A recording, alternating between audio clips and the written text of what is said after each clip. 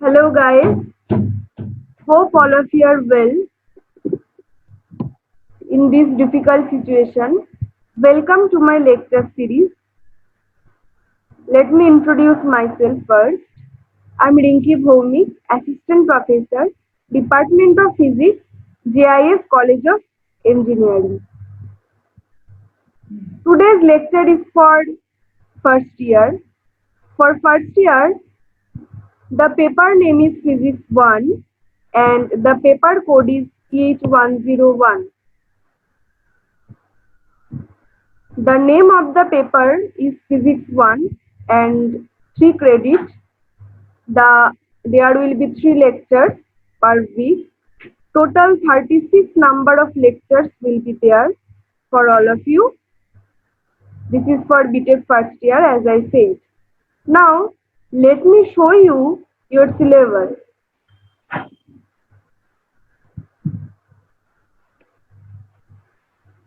This is your syllabus. First, this is module 1. In module 1, there is waves and oscillation. In module 2, there is classical optics where we have to discuss about interference of light and diffraction of light. In module 3, there is quantum mechanics 1 where we'll discuss about quantum theory and quantum mechanics. In module 4, there is solid state physics 1 where we'll discuss about crystal structure and semiconductors. And in the last module, that is module 5, we'll discuss about modern optics where there is laser and fiber optics. So this is your syllabus and these are some books which is recommended for all of you.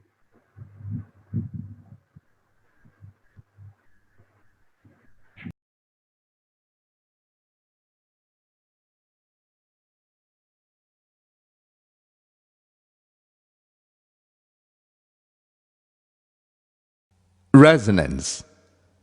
The increase in the amplitude when the driving force is close to the natural frequency of the oscillation is called resonance. Resonance is when the natural frequency of a system is equal to the frequency of an external force. This results in oscillating and an increase in amplitude. Take two hollow boxed A and B. Open it one side. Place two boxes with their open sides facing each other with some distance apart. Mount two tuning forks of same natural frequencies, one each on the two boxes. Vibrate the tuning fork on the box A.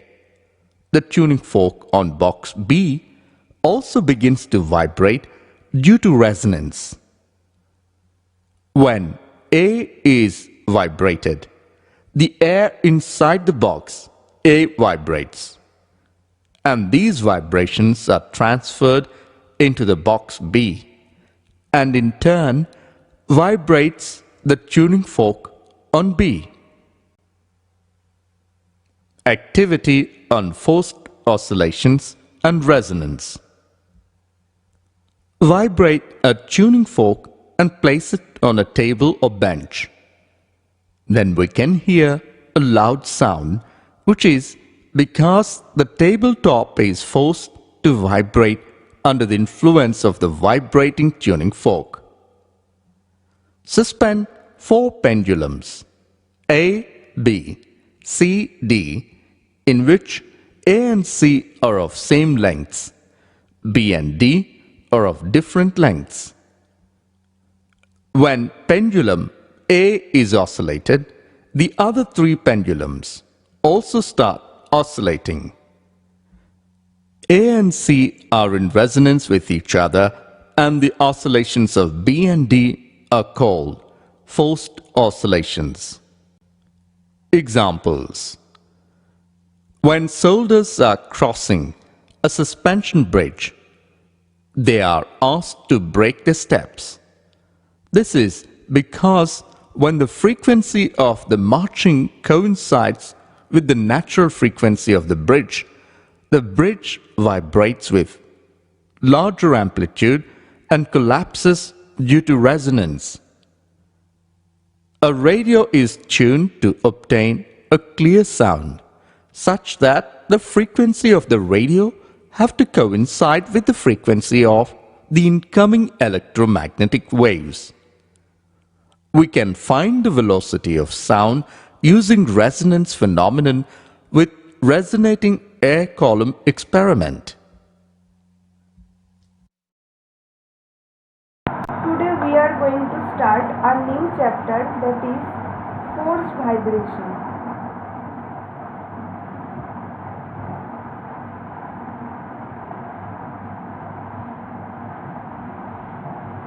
Force vibration.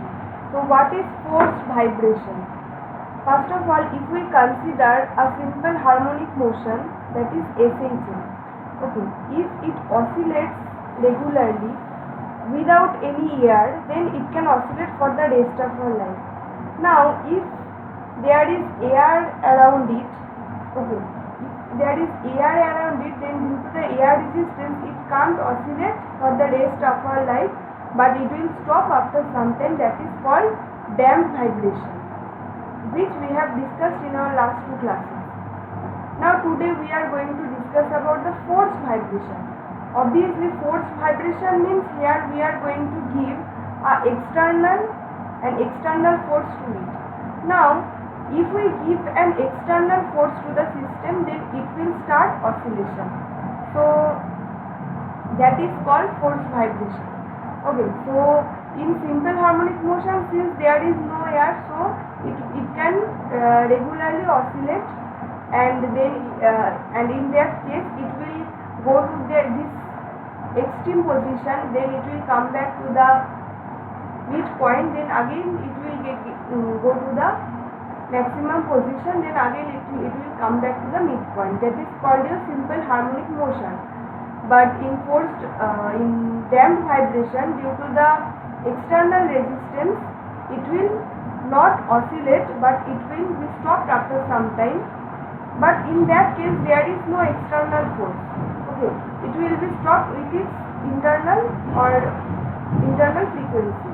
But for force vibration, we can give here an external force, and that force will be actually sinusoidal or cosine force. Okay, means that will be not a normal force, but that will be a periodic force. External periodic force will be there. So due to the external periodic force, it can vibrate.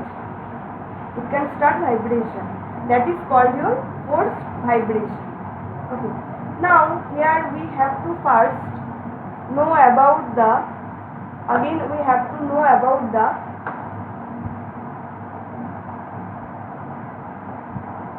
differential equation.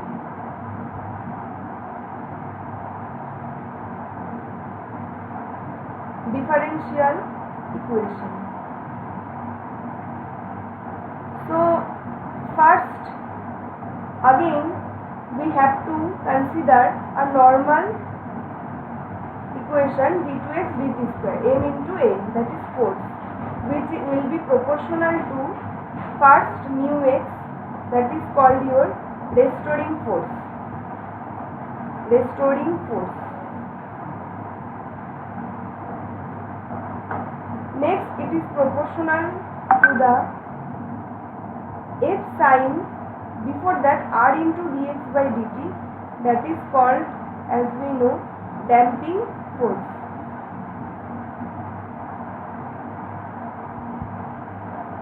Next, it will be proportional to f sine pt, that is external damping force.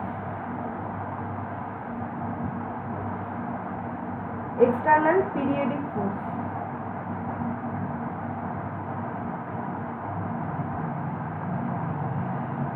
So let me explain what is this f sine pt. Now f is the value of the amplitude. F is the value of the amplitude, and here P is nothing but the frequency of the external force. Okay, P is the frequency of the external force, and T is the time, obviously. So here sin Pt means we can easily say this is the external periodic force. Now if we add it over here, then what we are getting finally, m into d2x dt square equal to minus mu x, okay, minus r into dx by dt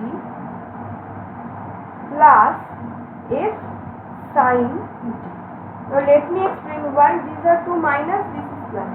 Though I explained in the last class, in my previous classes, but still I am explaining again, because here the restoring force acts opposite to the displacement. So that's why here minus. Now here for damping force the minus is because this damping force actually has a tendency to stop the displacement. So obviously this actually acts against the velocity. So that's why minus r into dx by dt plus f sin pt. But this is plus because it actually gives the external force to oscillate. That means it's doing actually in the direction of the displacement. So that's why it is positive. Means it acts along the direction of the displacement. But these two actually acts opposite to the displacement, direction of the opposite of the displacement. So that's why these are two minus, but this is plus. Now if these three forces if we add, then we can get this one. Now finally what we are getting, d2x dt square equal to minus mu by mx. Now there is simple mathematics, minus r by m into dx by dt plus f by small m sin pt. Therefore d2x dt square equal to minus, here it will be obviously like the previous one, means omega squared x minus 2b into dx by dt plus f by m means here small f sin pt. So therefore d2x dt square plus 2b into dx by dt plus omega squared x is equal to f sin pt. So this is the equation. Okay, this is the final equation of the differential equation of the forced vibration. This is the differential equation of the forced vibration. Now let me explain each term. 2b is obviously B is damping constant, omega is the natural frequency, and small f is equal to capital F by m, and p is the frequency of the external force. So thus we can establish the differential equation of the forced vibration. Now we have to solve this differential equation. So there is a method.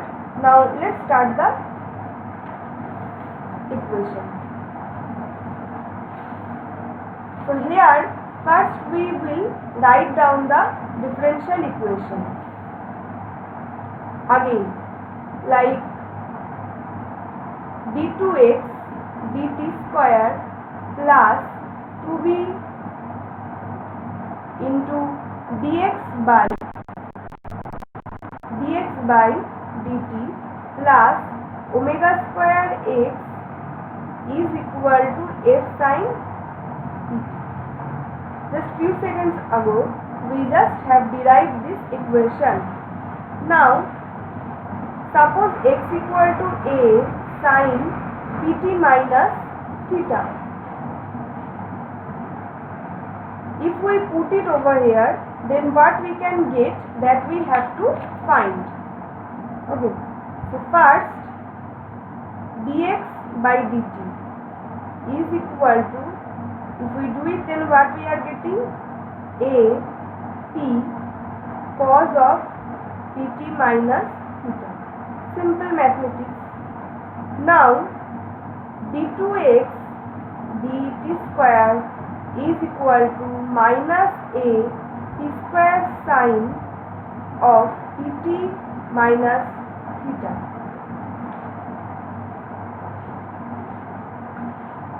Very simple. d2x dt square equal to minus a p square sine pt minus theta. Now if we put all these two equations,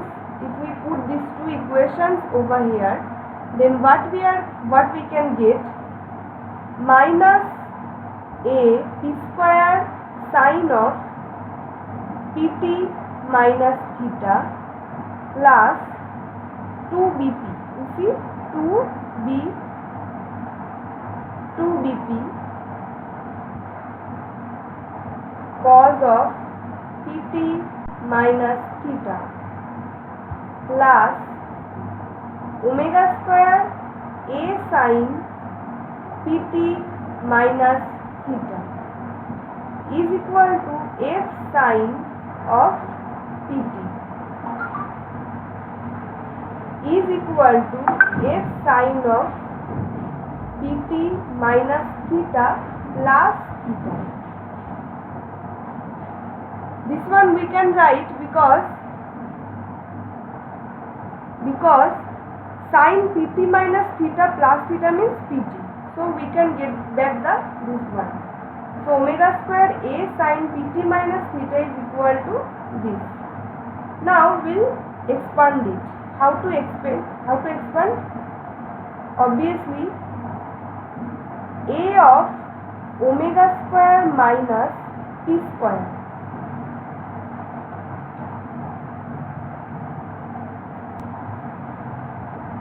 of omega square minus p square sin pt minus theta plus 2b a p cos of pt minus theta is equal to f sin pt minus theta cos theta plus cos of pt minus theta sin theta.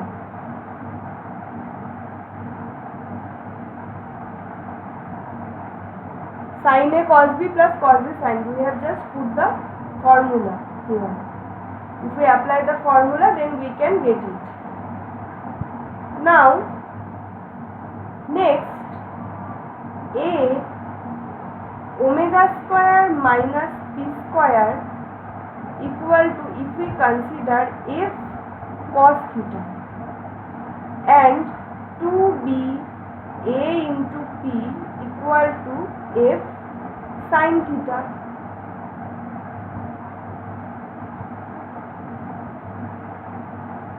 So these two coefficients, if we consider as a omega square minus p square equal to f cos theta and 2b ap equal to f sin theta. Now if we add them by squaring both sides, then what we can get, like a square into nothing but the omega square minus p square whole square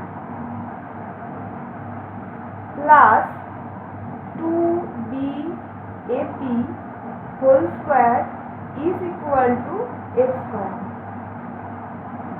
Therefore, a square into omega square minus p square whole square plus 4b square p square is equal to f square. Therefore, a equal to f divided by root over of omega square minus p square whole square plus 4b square p square.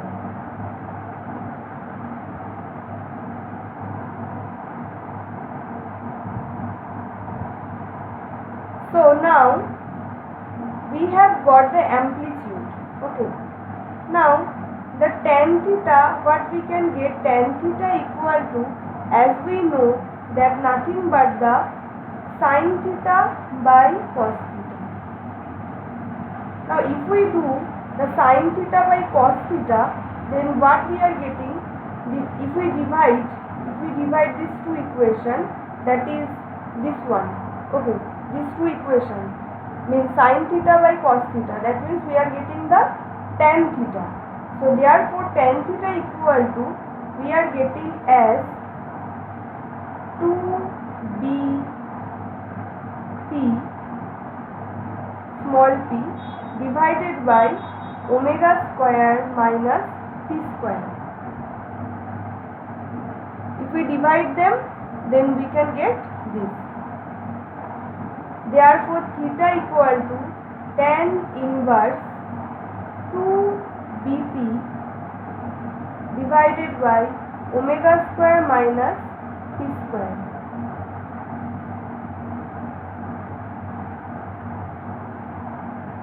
So x equal to, already we had the form a sin, so the expression of a is this. So x equal to f divided by root over of omega square minus p square whole square plus 4b square p square, and here it will be sin of pt minus theta.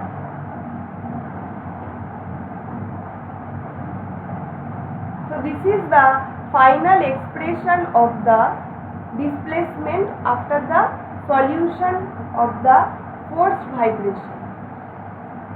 Now there can be three cases. Okay. First one is first case, Roman 1. The first case is if we consider omega greater than small p. So if omega greater than small p, that means root over of omega square minus p square is positive. Omega square minus p square is positive. So therefore x equal to f divided by root over of omega square minus p square whole square plus 4b square p square. That will be equal to f by omega square.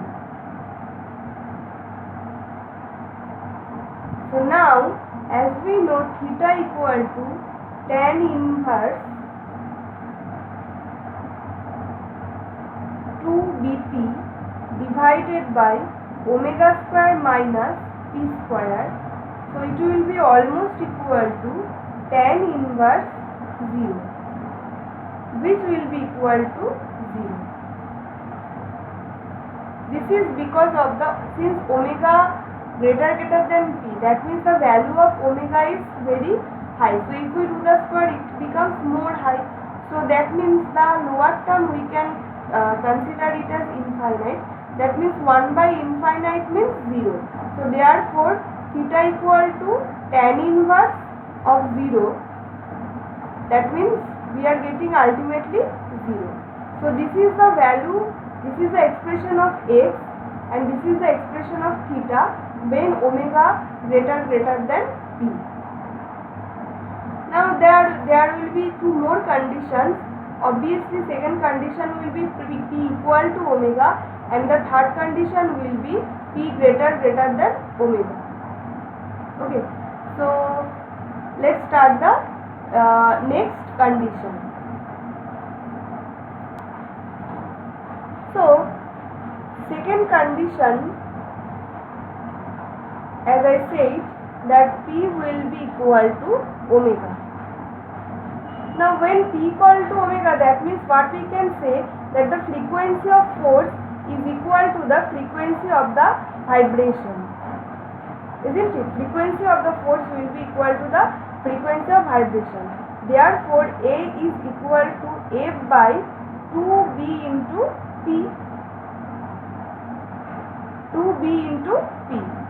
Now, if we consider, means if we put here F equal to capital F by small m, then and 2B equal to R by m, then finally what we can write here, F equal to R into omega, since P equal to omega, and 1 by 2B R by m equal to 2B, since 2B equal to R by m. There shouldn't be any confusion. Okay, each line should be clear to all of you.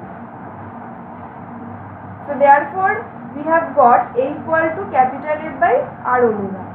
Now theta is equal to tan inverse Bp by 0. Because if we go to the last equation, it was omega square minus p square. Since omega equal to p, the equation we have now, that is omega equal to p, therefore this will be equal to 0. So that's why 1 by 0. Now obviously 1 by 0 means tan inverse of infinite.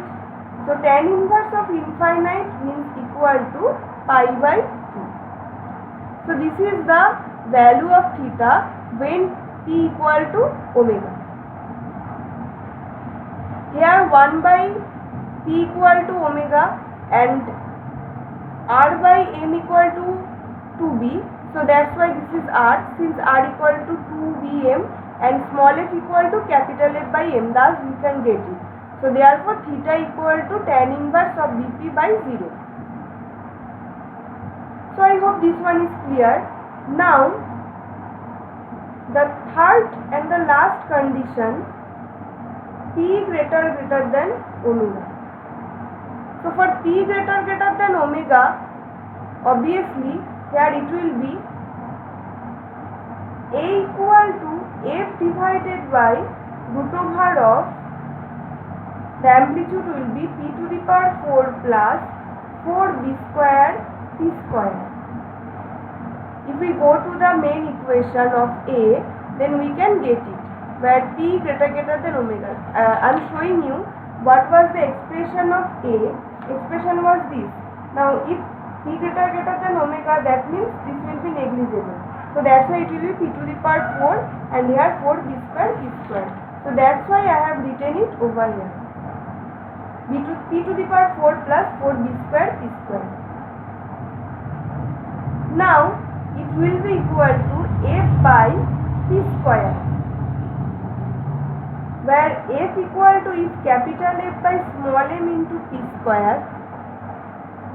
So this is the expression of A. This is the expression of A. Now next we have to calculate again the theta. Theta equal to, we had the expression earlier, tan inverse 2Bp divided by omega square minus P square.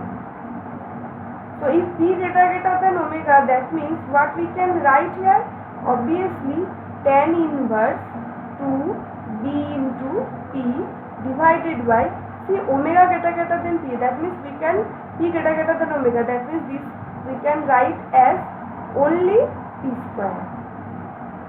So if we write here P square, that means tan inverse of 2B by P. So therefore tan inverse of, what we can write, 0, because P is very large. Again same, P is large, that means 1 by infinite means very large, means we can get we can consider it as infinite. So 1 by infinite means 0. So tan inverse 0 means here we can get it as pi. So here what we can say, that here the amplitude A goes on decreasing and the difference tends towards pi. Since theta equal to pi, we are getting the phase difference theta, nothing but the pi. Also here in case of when P equal to omega, then the amplitude of vibration is large for small damping and the displacement lags behind the force by a phase difference pi by 2. But when, as we have seen, that when it was omega greater than p, then the phase difference was again 0. So 0 and pi, these two we got for omega greater than p and p greater than omega, and we have got theta equal to pi by 2 for p equal to omega.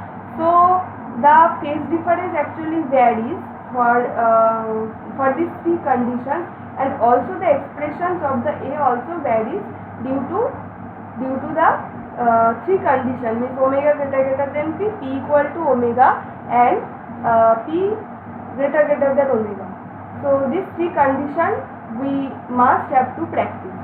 So thank you for today, and if you have any question, please feel free to ask. So thank you.